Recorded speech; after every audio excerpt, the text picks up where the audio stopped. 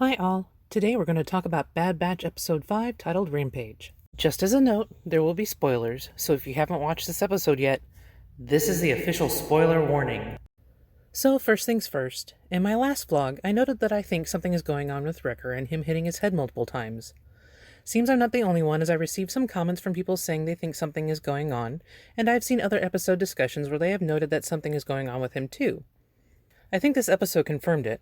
Right away in the beginning of the episode, we see him grab his head and kind of shake it. Then Hunter asks Wrecker if he is okay, and he says he is. He is so not okay. I am genuinely concerned for Wrecker right now.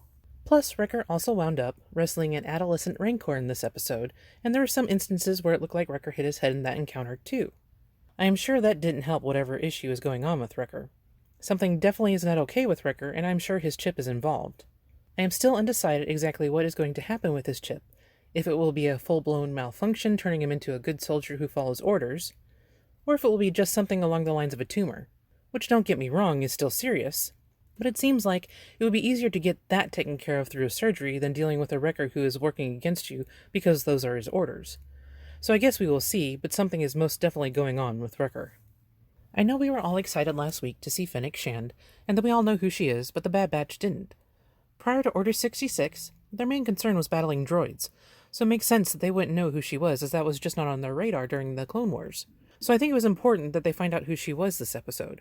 I know we were all hoping that we'd find out who hired her, but first things first, they find out who she is, which will lead to them finding out who hired her. We met Sid this episode. She was the contact for this episode that supplied them with their job in order to get them the information that the bounty hunter they encountered was Fennec Shand. Since the Bad Batch will now have to work to earn credits, I am sure this will not be the last time we see her. She seems like she's going to be a recurring contact that supplies the Bad Batch with jobs to keep them funded and or supply them with needed information since they have to keep up a low profile. So in this episode, Sid gives the Bad Batch the task of rescuing Muchi. They go to the planet called Ord Mantell, which for those that haven't taken a deep dive into all the Star Wars content is at least referenced in The Empire Strikes Back by Han, but is also referenced in other Star Wars content as well. We also see that slavers are at work on Ord Mantell. We have seen Zygerians before in the slaver episodes in the Clone Wars, and again they exist in other Star Wars content too. Unsurprisingly, it seems like the Zygerian slaving business is thriving under the new Empire. Anyway, the Bad Batch are there to rescue someone named Muchi from the slavers. The Bad Batch assume that Muchi is a child, but it turns out that Muchi is a young Rancor. This Rancor turns out to be pretty adorable and is ultimately returned to Jabba. I was a little conflicted on this, as it isn't made clear whether or not this is the Rancor that Luke ultimately kills at Jabba's palace. I have seen theories on both sides saying that the Rancor Luke kills is a different one, and some say that Muchi is doomed. In this case, Muchi seems like a nice Rancor, so I hope that Muchi is spared. In the process of rescuing Muchi, the Bad Batch get captured by the slavers, and Omega winds up rescuing them by causing a distraction with the Rancor. This was fine for this episode, where they have Omega coming in to save the day, but my worry is that we are going to see many more episodes following this formula where the Bad Batch get in trouble, but Omega comes to the rescue. I'm sure this stems from my apprehension of her as a character, as I have talked about previously, although it is nice to see that she is working to earn her place on the team, and that the team can count on her too. Omega picks up a Zygerian crossbow while helping some of the captured slaves escape. It will be interesting to see how the Bad Batch reacts to her having that weapon. I did get a kick out of Omega's reaction to having her own comlink now. She did what any kid, and well, let's face it, most adults, would do with a comlink like that. It wasn't lost on me the significance that it was Crosshair's comlink. It is clear the Bad Batch still miss him. I am hoping we will see what he has been up to here soon in the series, as we haven't seen him for a couple of episodes now. Though at the same time, the last time we saw him, the episode was pretty dark. Either way, I still think it is important that we get some kind of update as to what is going on with him. Omega has also been given rules to follow now, which basically amounts to be aware of your surroundings and don't talk to strangers.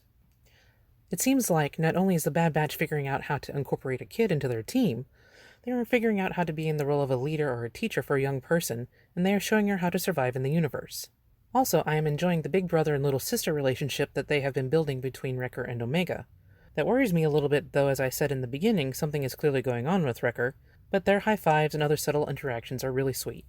Additionally, Omega was the one to figure out who Sid was when the Bad Batch went looking for this contact in the beginning of the episode.